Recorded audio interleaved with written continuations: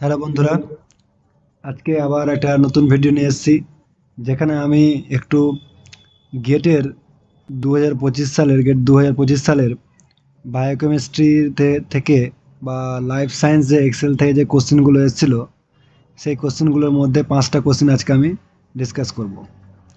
সবটি কোশ্চেন আমি তোমার যতগুলো কোশ্চেন আছে সবগুলো ডিসকাস করব। তো দেখা যাক ভিডিওটা কতটা লম্বা হচ্ছে, তো ওই হিসাবে আমি সেই সমস্ত কোশ্চেনগুলোর অ্যান্সার করার চেষ্টা করব। তো দেখতে পাচ্ছ বায়োকেমিস্ট্রি গেট 2025 লাইফ সায়েন্স এক্সেলে বায়োকেমিস্ট্রি যেটা আছে সেখানে কোশ্চিন 28 থেকে কোশ্চিন যে 35টা আছে, দেখতে পাচ্ছ কোশ্চিন নম্বর 28। এখানে বলছে zinc is essential for the function of, কি এখানে বলছে যে জিঙ্ক এলিমেন্টটা আছে সেই এলিমেন্টটা কার জন্য লাগে, মানে এই যে চারটে অপশন আছে এ বি সি ডি, এই চারটে অপশনের মধ্যে কোনটা মলিকুলের বা কোনটা অপশন, কোনটা carboxypeptidase A, chlorophyll A, myoglobin, vitamin B 12, এই চারটের মধ্যে কোনটার জিঙ্কের দরকার হয় ফাংশন বা কাজ করার জন্য। তো এখানে তোমরা জানো কার্বক্সি যেটা পেপটিডেজ এ আছে সেটা তোমার কি লাগে, সেটা হচ্ছে এক ধরনের ডাইজেস্টিভ এনজাইম যেটা প্রোটিন ব্রেকডাউন করে, প্রোটিনকে ভেঙে দেয়। তো প্রোটিনে তোমার জানো সবাই প্রোটিনের একটা কি আছে, একটা আছে তোমার কার্বক্সি টার্মিনাস কার্বক্সি টার্মিনাস, আর একটা আছে তোমার কি অ্যামাইনো টার্মিনাস। তো কোনো প্রোটিনের দুটো পার্ট হয়, একটা কার্বক্সি টার্মিনাস, দুটো এন্ড হয়, একটা হচ্ছে অ্যামাইনো টার্মিনাস। তো তার মধ্যে থেকে অপশন তো কারেক্ট হচ্ছে কার্বক্সি পেপটিডেজ এ, কিন্তু কেন অপশন এ কারেক্ট সেগুলো বলার আগে আমরা আগে জানবো ক্লোরোফিল এ সম্বন্ধে।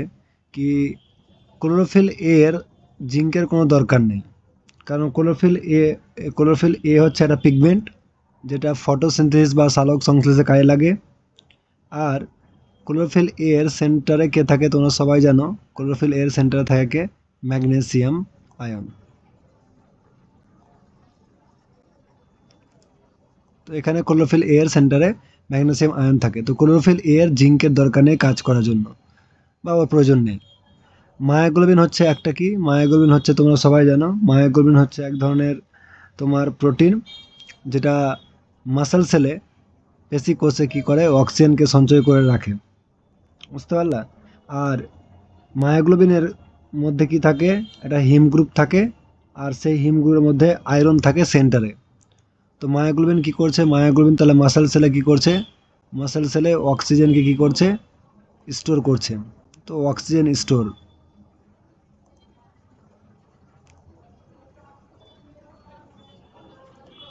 তো মায়োগ্লোবিন অক্সিজেন স্টোর করছে মাসেল সেলে। আর মায়োগ্লোবিনের কাজ করার জন্য জিঙ্কের কোনো এখানে দরকার পড়ে না। আর মনে রাখবা মায়োগ্লোবিন যেটা আছে সেই মায়োগ্লোবিন মধ্যে হিম গ্রুপ আছে যার মধ্যে আয়রন আছে তার সেন্টারে। ভিটামিন বি 12 কি আছে, ভিটামিন বি 12 কে বলা হয় আরেক ভাষায় কি কোবালামিন। আর এই ভিটামিন বি 12 এর সেন্টারে আছে কোবাল্ট। ভিটামিন বি 12 এর কাজ কি, ভিটামিন বি 12 এর কাজটা মনে রাখবা। কি ভিটামিন বি 12 ডিএনএ সিনথেসিস করতে সাহায্য করে, আর রেড ব্লাড সেলের ফর্মেশনও কিন্তু সাহায্য করে। তো ভিটামিন বি 12 এর এটা খুবই এসেন্সিয়াল ফাংশন, যেটা তোমার ডিএনএ সিনথেসিস আর রেড ব্লাড ফর্মেশন, লোহিত রক্তকণিকা তৈরি করতে সাহায্য করে। আর এই যে তাহলে zinc is essential for the function of, কি বলবো তাহলে আমরা কার্বক্সি পেপটিডেজ এ। কি কার্বক্সি পেপটিডেজ হচ্ছে একটা ডাইজেস্টিভ এনজাইম যে কি করে প্রোটিনকে ভাঙে। কোন দিক থেকে ভাঙে প্রোটিনকে, ভাঙে কিভাবে, প্রোটিনকে পেপটাইড বন্ডগুলো ভেঙে দেয়। কোন দিক থেকে ভাঙে, কার্বক্সি টার্মিনাস দিক থেকে ভাঙে, বুঝতে পারলা। তো কার্বক্সি পেপটিডেজ এ হচ্ছে এক ধরনের ডাইজেস্টিভ এনজাইম যেটা প্রোটিনকে ভাঙে by the cleaving of peptide bonds at the carboxy terminal end of protein. তো কার্বক্সি টার্মিনাল এন্ড থেকে পেপটাইড বন্ডকে ভাঙতে ভাঙতে প্রোটিনকে ভেঙে দেয়। তো এখানে জিঙ্ক কি করছে, জিঙ্ক একটা যে কোফ্যাক্টর, তো জিঙ্ক একটা কোফ্যাক্টরের কাজ করছে ফর দ্য কার্বক্সি পেপটিডেজ এ, যাতে তো কার্বক্সি পেপটিডেজ এ এর কাজ করার জন্য জিঙ্কে দরকার হয় কি হিসাবে, কোফ্যাক্টর হিসাবে। তো জিঙ্ক একটা যে কোফ্যাক্টর।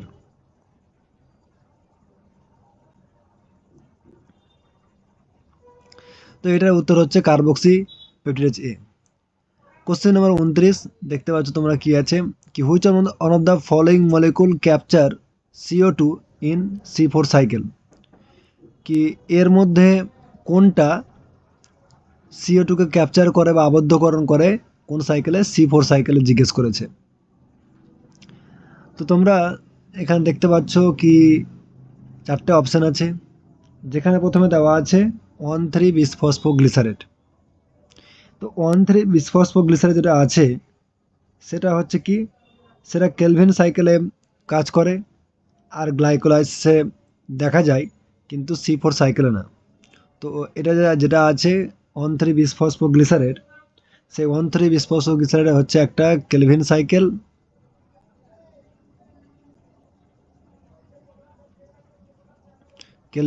কাজ করে। আর কোথায় কাজ করে, আর তোমার কাজ করে গ্লাইকোলাইসিসে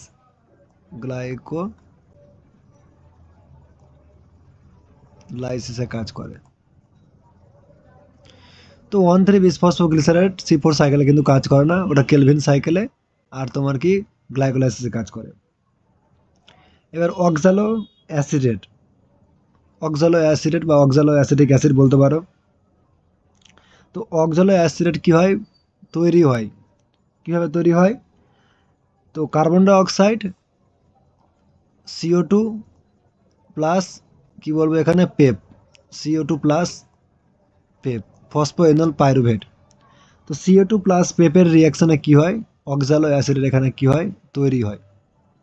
তো তোমরা সবাই জানো অক্সালো অ্যাসিটিক অ্যাসিড এটা 4 কার্বনের কি আছে, কম্পাউন্ড হয়। তো এখানে বলছে কি এর মধ্যে কোনটা CO2 কে ক্যাপচার করে C4 সাইকেলে। তো অক্সালো অ্যাসিডেট কিন্তু CO2 কে ক্যাপচার করে না C4 সাইকেলে, CO2 আর পেপের মিশ্রণে রিয়াকশনে তৈরি হয় কি অক্সালো অ্যাসিটিক অ্যাসিড। ফসফোএনল পাইরুভেট, দেখতে পাচ্ছ ফসফোএনল পাইরুভেট। আর আমরা রুবিস এখানে আসি, রাইবোলেস 1,5 বিসফসফেট। রাইবোলেস 1,5 বিসফসফেট কি করছে, C3 সাইকেলে কাজ করছে। কোথায় কাজ করছে, C3 সাইকেলে কাজ করছে।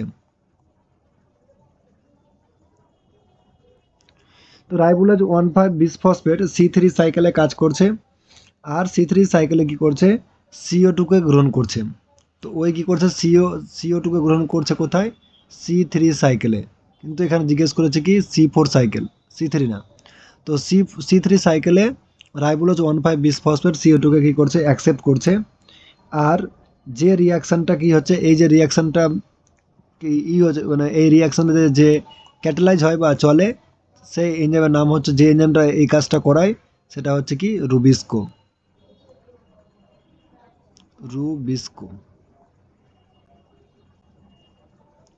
তো রাইবোলেজ 1,5 বিসফসফেট C3 সাইকেলের CO2 কে কি করছে, অ্যাকসেপ্ট করছে। তো আমরা জিজ্ঞেস করেছি C4 সাইকেল, তো C4 সাইকেলের অ্যান্সার হচ্ছে কোনটা, তোমার ফসফোএনল পাইরুভেট। তো ফসফোএনল পাইরুভেট কি করছে, ফসফোএনল পাইরুভেট C4 সাইকেলে CO2 কে অ্যাবসর্ব করছে। এখানে দেখতে পাচ্ছ এই যে CO2 আছে, এটা C4 সাইকেলের রিয়াকশন।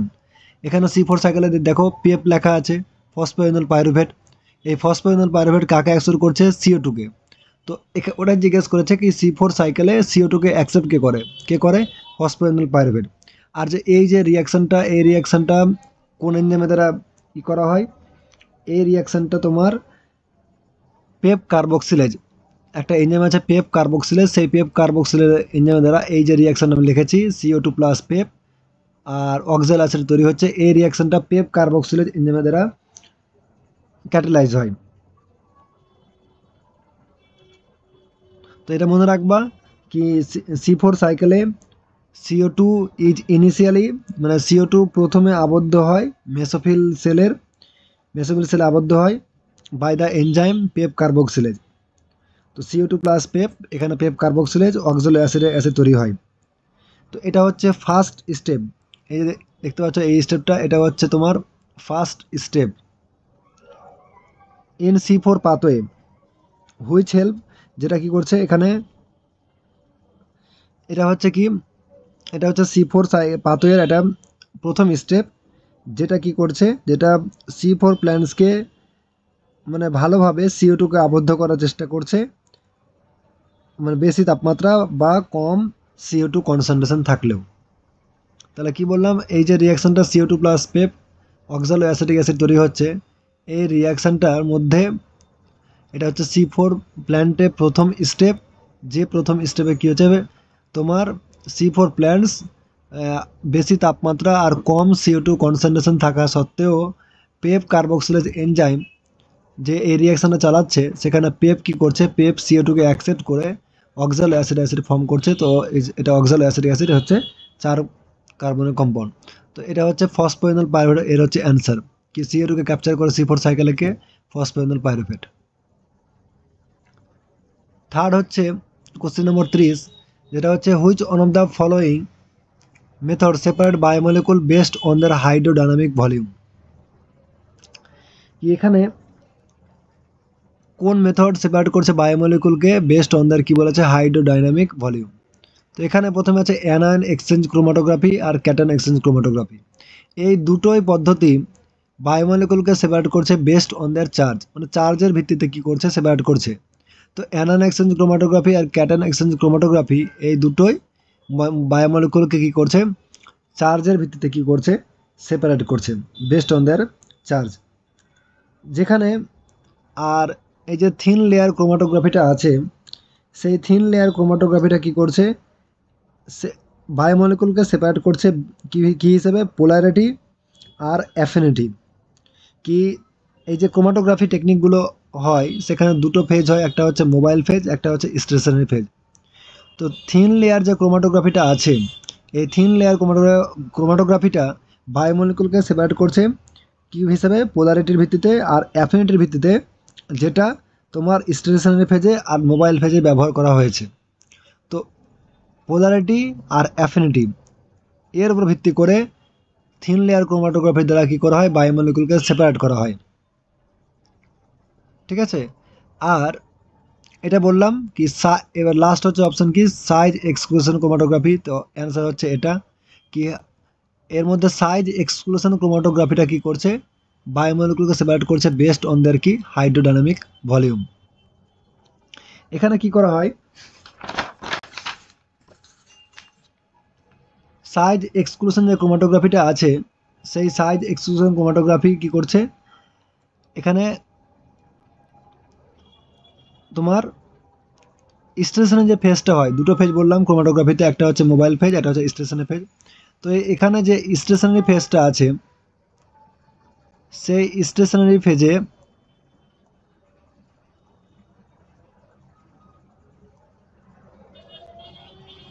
এই যে স্টেশনারি ফেজটা আছে, সেই স্টেশনারি ফেজে কী করা হয়, পোর থাকে, সেই পোরে কি হয়, বায়োমলিকুলগুলো প্রবেশ করে, যেগুলো ছোট বায়োমলিকুল সেগুলো পোরে ঢুকে যায়, আর তাদেরকে ওই পোর থেকে বেরিয়ে আসতে অনেক সময় লাগে। কিন্তু যেগুলো বেশি বড় মলিকুলগুলো আছে সেগুলো কিন্তু পোরে ঢুকতে পারে না, আর সেগুলো কিন্তু তাড়াতাড়ি কলাম দিয়ে কিন্তু বেরিয়ে চলে আসে। তো এইভাবে যেগুলো বড় বায়োমলিকুল বড় মলিকুল সেগুলো, লার্জ মলিকুল সেগুলো তাড়াতাড়ি বেরিয়ে চলে আসে, আর স্মল মলিকুলগুলো পরে আটকে যায়, তো সেগুলো তাড়াতাড়ি কিন্তু বেরিয়ে আসতে বা এলিউট হতে পারে না। তো বায়োমলিকুলকে হাইড্রোডাইনামিক ভলিউম বা সাইজের ভিত্তিতে এই সাইজ এক্সক্লুশন ক্রোমাটোগ্রাফি দ্বারা কিন্তু সেপারেশন কিন্তু করা হয়। আর অ্যানায়ন এক্সচেঞ্জ আর ক্যাটায়ন বললাম কি বেস্ট, এই দুটো পদ্ধতিতে বায়োমলিকুলকে সেপারেট করা হয় কিসের ভিত্তিতে, চার্জের ভিত্তিতে। আর থিন লেয়ার ক্রোমাটোগ্রাফির মাধ্যমে বায়োমলিকুলকে সেপারেট করা হয় কার উপর ভিত্তি করে, পোলারিটি আর অ্যাফিনিটির ভিত্তি করে সেপারেশন করা হয়। তো অ্যান্সার হচ্ছে size exclusion chromatography. Question number 31 এ বলা হচ্ছে কি which one of the following restriction endonuclease is a blunt cutter. দেখো যখনই কোনো রেস্ট্রিকশন এন্ডোনিউক্লিয়াস কোনো ডিএনএকে কাটবে, তখন দু ধরনের এন্ড তৈরি হয়। এটা দেখতে পাচ্ছ কোনো দিকে ওভারহ্যাং নেই, তো এটা হচ্ছে ব্লান্ট এন্ড। দেখতে পাচ্ছ এখানে ওভারহ্যাং আছে, মানে সাইডে এটা মনে করো ডিএনএ স্ট্র্যান্ড। এই দুটো ডিএনএ স্ট্র্যান্ড দেখতে পাচ্ছ, এখানে কোনো দিকে প্রান্ত খালি নেই, এটা হচ্ছে ব্লান্ট এন্ডস। এখানে প্রান্তগুলো দেখো সরে আছে, তো এটা হচ্ছে তোমার ব্লান্ট, এটা হচ্ছে তোমার কি স্টিকি এন্ডস, মানে ওভারহ্যাং আছে, স্টিকি এন্ডস। তো যখনই কোনো রেস্ট্রিকশন এন্ডোনিউক্লিয়াস কোনো ডিএনএ কাটবে, তখন দু ধরনের প্রান্ত তৈরি হয়, একটা হচ্ছে স্টিকি এন্ডস যেটা দেখতে পাচ্ছ এটা, আর এটা হচ্ছে ব্লান্ট এন্ডস যেখানে এটা। তো এর মধ্যে বলেছে which one of the following restriction endonuclease is a blunt cutter, মানে এই ধরনের সিকোয়েন্স তৈরি হবে বা এই ধরনের ডিএনএ স্ট্র্যান্ডস তৈরি হবে। তো প্রথমে বলেছে কি ব্যাম এইচআই যেটা আছে, ইকো আরন আর হিন 3, এই তিনটে এনজাইমে কি করে, এই তিনটি এনজাইমই স্টিকি এন্ড তৈরি করে। ব্যাম এইচআই, ইকো আর আরআই, হিন 3, এই তিনটে রেস্ট্রিকশন এন্ডোনিউক্লিয়াস কি করে তোমার স্টিকি এন্ড তৈরি করে। কিন্তু ইকো আর 5 এটা কি করে, ইকো আর 5 কোনো ডিএনএ এর মধ্যে যে কোনো যেটা প্যালেন্ডোমিক সিকোয়েন্স হবে, ওর একটা স্পেসিফিক রিকগনাইজেশন সিকোয়েন্স আছে ডিএনএ এর মধ্যে, সেই স্পেসিফিক রিকগনাইজেশন সিকোয়েন্সে প্যালেন্ডোমিক সিকোয়েন্সে কাট করবে, আর কি তৈরি করবে, তো সে তৈরি করবে ব্লান্ট এন্ডস, সে তৈরি করবে ব্লান্ট এন্ড তৈরি করবে। তো এখানে কি হচ্ছে, এখানে ইকো আর 5 কি করছে, ডিএনএ এর মধ্যে যে একটা স্পেসিফিক সিকোয়েন্স থাকবে প্যালেন্ডোমিক সিকোয়েন্স, সেখানে কাট করবে আর ব্লান্ট এন্ড তৈরি কিন্তু করবে। তো অপশন অ্যান্সার হচ্ছে ইকো আর 5। তো এর মধ্যে ব্লান্ট এন্ড তৈরি করে ইকো আর 5, বাদ বাকি তিনটে কি করে স্টিকি এন্ড তৈরি করে। Question number 32, which on the following DNA repair system require DNA glycosylase, এর মধ্যে কোনটা রিপেয়ার সিস্টেম এই চারটের মধ্যে দরকার কার পড়ে, ডিএনএ গ্লাইকোসাইলেজের দরকার পড়ে। তো এখানে বলছে কই ডিএনএর মধ্যে কোনো ড্যামেজ হয়ে গেছে, কোনো নিউক্লিওটাইড ড্যামেজ হয়ে গেছে, কোনো তোমার বলতে পারো মিসম্যাচ বেস পেয়ার হয়ে গেছে, বা ইউভির আলো দ্বারা থাইমিন থাইমিন ডাইমার ফরমেশন হয়ে গেছে, কোনো সেগমেন্ট তোমার রেপ্লিকেশনের সময় গোলমাল নিউক্লিওটাইড মিসম্যাচ বা নিউক্লিওটাইডগুলো ভুলভাল হয়ে গেছে, সেগুলোকে ঠিক করতে অনেকগুলো মেথড আছে ডিএনএ আমাদের সিস্টেমের মধ্যে। সের মধ্যে base excision, direct mismatch, nucleotide excision repair system. এর মধ্যে কোনটাতে ডিএনএ গ্লাইকোসাইলেজ কাজ করে এটা জিজ্ঞেস করেছে। তো দেখতে পাচ্ছ কি এখানে তোমার বেস এক্সাইশন যে রিপেয়ার সিস্টেম আছে সেটা তো অ্যান্সার কারেক্ট হবে। তার মধ্যে ডিরেক্ট মিসম্যাচ আর নিউক্লিয়ার এগুলো কেন হবে না সেগুলো আমরা ডিসকাস করছি। যেটা ডিরেক্ট রিপেয়ার সিস্টেম আছে সেটা কি করে, সেটা তোমার ডিরেক্টলি ডিএনএ ড্যামেজকে ঠিক করে without removing base or nucleotide. তো ডিরেক্ট রিপেয়ার যে সিস্টেমটা আছে সেটা কি করছে, ডিরেক্টলি ডিএনএ ড্যামেজকে রিভার্স করছে উইথাউট মানে কোনো বেসকে বা নিউক্লিওটাইডকে বাদ দিয়ে। তো এটা হচ্ছে ডিরেক্ট রিপেয়ার সিস্টেম। যেখানে একটা এক্সাম্পল যদি তোমরা দিই তাহলে তোমরা বুঝতে পারবা কি এখানে যে তোমার থাইমিন ডাইমার ফরমেশন হয় ইউভির আলো দ্বারা, সেখানে কিন্তু কে কাজ করে এখানে বলতে পারবা, ফটোলাইজ, ফটোলাইজ। তো ডিরেক্ট রিপেয়ার সিস্টেমে কি হচ্ছে, ডিএনএ ড্যামেজ ডিরেক্ট ভালো হচ্ছে বা ডিএনএ ড্যামেজ ডিরেক্ট রিভার্স হচ্ছে, যেখানে কাজ করছে কে, ফটোলাইজ। মানে এক্সাম্পল আমি কি বললাম কি এখানে কি ইউভির আলো দ্বারা যে থাইমিন ডাইমার ফরমেশন হয় থাইমিন থাইমিন ডাইমার, সেটা ঠিক করে কে, ফটোলাইজ। মিসম্যাচ রিপেয়ার সিস্টেমে কি বলছে, মিসম্যাচ রিপেয়ার সিস্টেমে কি যখন তোমার কি হয়, মিসম্যাচ রিপেয়ার সিস্টেম বেস পেয়ারকে ঠিক করে দেয়, যেটা যেটা বেস পেয়ার মিসম্যাচ আছে সেটাকে ঠিক করে কখন, ডিউরিং ডিএনএ রেপ্লিকেশন। তো ডিএনএ মিসম্যাচ রিপেয়ার সিস্টেমে কি হচ্ছে, মিসম্যাচ রিপেয়ার সিস্টেমে দুটো প্রোটিন কাজ করে, একটা হচ্ছে মিউট তোমার এল, আর একটা হচ্ছে মিউট তোমার হচ্ছে কি এস। তো এই দুটো যে প্রোটিনের কথা বলা মিউট এল আর মিউট এস, তারা কি করে মিসম্যাচ সেগমেন্টকে তারা চিহ্নিতকরণ করে, আর সেই চিহ্নিতকরণ সেগমেন্টকে কি করে সেখান থেকে বাদ দিয়ে দেয়। তো মিসম্যাচ রিপেয়ার সিস্টেমে মিউট এল আর মিউট এস প্রোটিন কোনো মিসম্যাচ ডিএনএ সেগমেন্টকে তোমার চিহ্নিতকরণ করে আর সেখান থেকে সেই মিসম্যাচ সেগমেন্টটাকে সেখান থেকে কি করে বাদ দেয়। নিউক্লিওটাইড এক্সাইটেশন রিপেয়ার সিস্টেমে কি বলছে কি এখানেও এই সিস্টেমের মাধ্যমেও যে বললাম আমি আগে ডিরেক্ট রিপেয়ার সিস্টেমে কি থাইমিন ডাইমার যে আছে সেটাকেও কিন্তু নিউক্লিওটাইড এক্সাইটেশন রিপেয়ার সিস্টেমের মাধ্যমে কি করা হয় কিন্তু ঠিক করা হয়।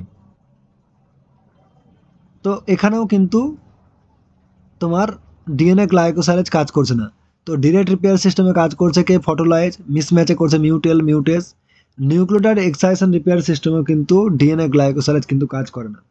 এটা আমি কি বললাম কি এখানে কোনো কেমিক্যালের দ্বারা বা তোমার কোনো থাইমিন ডাইমার ফর্মেশন হয়ে গেলে বা কেমিক্যাল দ্বারা কোনো বেস যদি তোমার কোনো সেগমেন্ট যদি নষ্ট হয়ে যায় বা লেসন তৈরি হয় ডিএনএর মধ্যে, তাহলে কিন্তু কি হয় এই নিউক্লিওটাইড এক্সাইটেশন রিপেয়ার সিস্টেম সেটা কিন্তু ঠিক হয়। কিন্তু বেস এক্সাইটেশন রিপেয়ার সিস্টেমে কে কাজ করে ডিএনএ গ্লাইকোসাইলেজ। তো ডিএনএ গ্লাইকোসাইলেজ তোমার বেস এক্সাইটেশন রিপেয়ার সিস্টেমে কিন্তু কাজ করে। মানে কি বেস এক্সাইটেশন রিপেয়ার সিস্টেমে কি করে ডিএনএ ড্যামেজকে কারেক্ট করে। যদি কোনো ডিঅ্যামাইনেটের বেস থাকে বা অক্সিডাইজ কোনো বেস থাকে বা অ্যালকাইলেটের কোনো বেস আছে, তো এই ধরনের যে বেসগুলো হয় ডিঅ্যামাইনেটেড বা অক্সিডাইজ বা অ্যালকাইলেটেড বেস, এগুলোকে কারেক্ট করে কে বেস এক্সাইটেশন রিপেয়ার সিস্টেম। তো কি করে ডিএনএ গ্লাইকোসাইলেজ কি করে রিকগনাইজ করে ড্যামেজকে বা ড্যামেজ বেসকে বা ইনঅ্যাপ্রোপ্রিয়েট বেসকে কি করে তোমার হাইড্রোলাইজের মাধ্যমে বা বা হাইড্রোলাইজের মাধ্যমে কি করে গ্লাইকোসাইডিক বন্ডকে ভেঙে দেয়, যেটা বেসের মধ্যে বা সুগার ফসফেট ব্যাকবোনের মধ্যে আছে সেটাকে ভেঙে সেখান থেকে ড্যামেজ ডিএনএকে বা বেসকে রিমুভ করে আর সেখানে কিন্তু সেই ডিএনএ ড্যামেজটাকে ঠিক করে।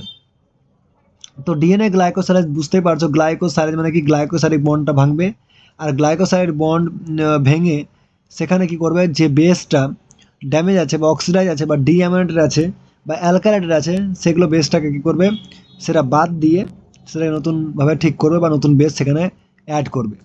তো বেস এক্সাইটেশন রিপেয়ার সিস্টেমে কি কাজ করে ডিএনএ গ্লাইকোসাইলেজ কাজ করে, কিন্তু এই তিনটে রিপেয়ার সিস্টেমে ডিএনএ গ্লাইকোসাইলেজ কিন্তু কাজ করে না। তো এই 5টা কোশ্চেন আমি তোমাদের ডিসকাস করলাম গেট লাইফ সায়েন্স এক্সেল থেকে 2025 সালে। যদি তোমাদের কোনো বুঝতে অসুবিধা থাকে তো জিজ্ঞেস করো কোনো কোশ্চেন থাকলে, আমি আরও কোশ্চেনগুলো ডিসকাস করব। তো ভিডিও অনেক দীর্ঘ বা অনেক লম্বা হয়ে যাবে। তো থ্যাংক ইউ। যদি কোনো কোশ্চেন থাকে তোমরা জিজ্ঞেস করবা।